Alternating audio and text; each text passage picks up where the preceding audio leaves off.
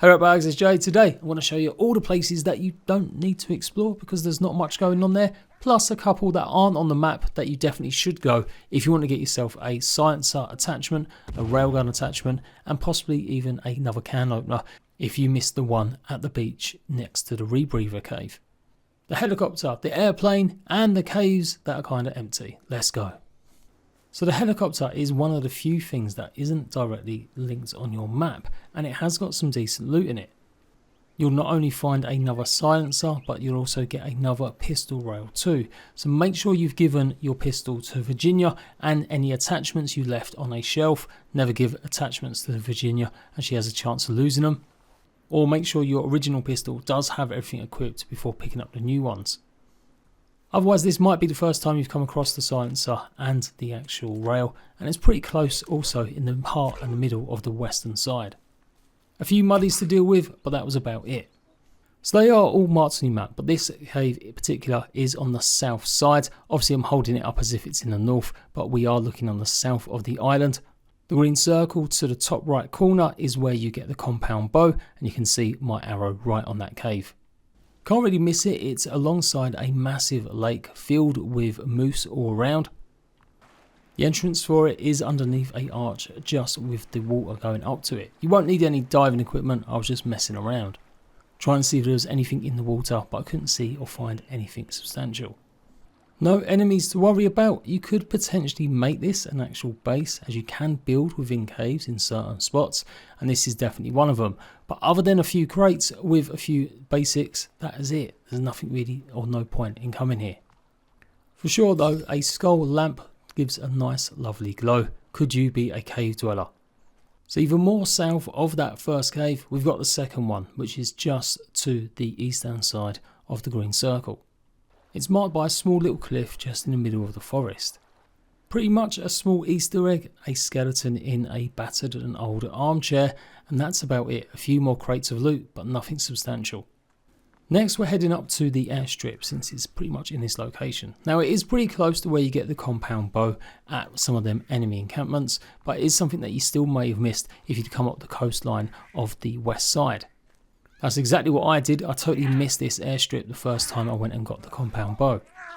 Now there were a ton of enemies when I went up here, not forgetting just cannibals. I also had muddies, and eventually I was attacked by a great big group of mutants too.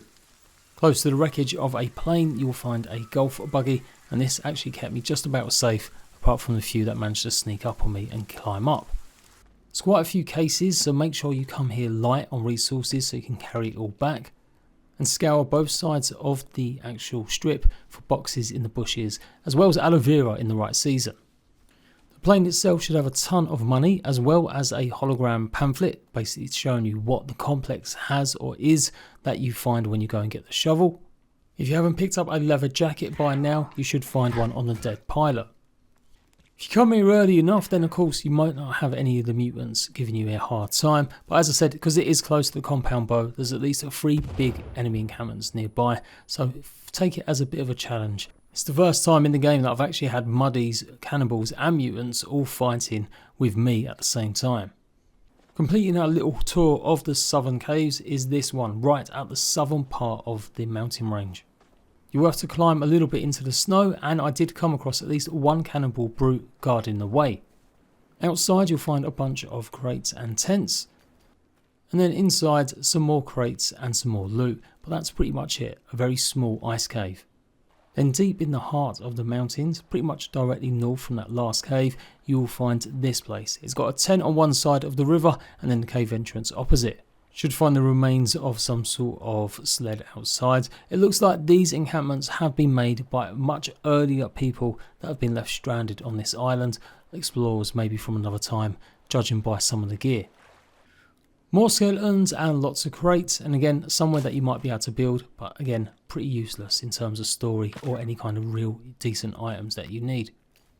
It's a bit of a trek also to get back across the mountain to probably where your base is, somewhere towards the west of the map. So you might want to save this until you actually go and explore the east side, especially if you're going to be setting up a camp on the east side of the island. And then on the way home, you might want to go into the next cave, which is actually just the closest to some of them western caves and areas that you'll explore in the start of the game. This also might be the closest cave you find if you got the snow spawn when you crash landed in the beginning. You'll find a frozen lake with a tent or so outside, and this is where you should find the can opener. It can be a bit hard to spot in the snow, so dig deep in and around. Otherwise, by now you might have found the actual can opener just by the Rebreather cave on the coastline next to the dead bodies on sticks. You can save up here though, so that's one good thing. And inside, plenty of, again, old crates that you'll find some loot in. Make sure you bring a sled and you can hopefully have some fun sliding back down. Otherwise, head over to the river that you can see coming from the mountains, and that's quite a nice way to get back down.